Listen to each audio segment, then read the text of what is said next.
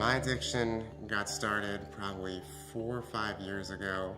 I was in college and I got a prescription for some painkillers. The first thing, I'd think of when I woke up was how I was going to get my drugs. Once I started drinking, everything came with that. I liked Coke. I liked getting totally obliterated. And then I was introduced to methamphetamine, which really, really did a number on me and my life. And once I was introduced to that, my life really spun out of control. Prior to coming to Discovery House, I was just in my active addiction for several years. I was living out on the streets. I was homeless, panhandling, and I was pretty unhappy. It was miserable.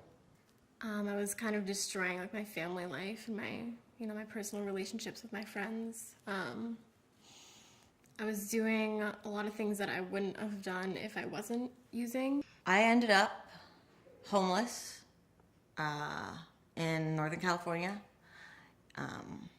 My family didn't want to have anything to do with me.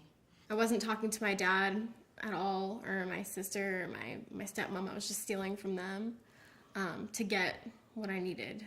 And I was stealing from work. It was just, it was hard. I didn't want to be alive at that time. I made a pact with myself that about 2 weeks before I did it, that when I ran out of money, I would just kill myself so this whole nightmare could be over.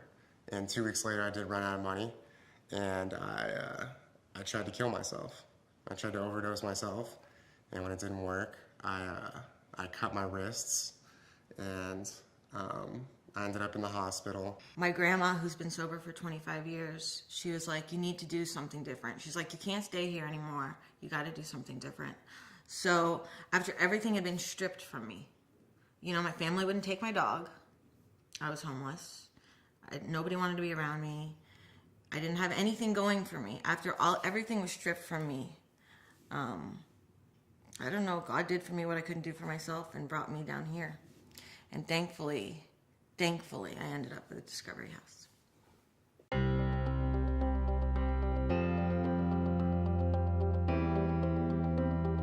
It was nothing that I expected because it was my first time going into a rehab.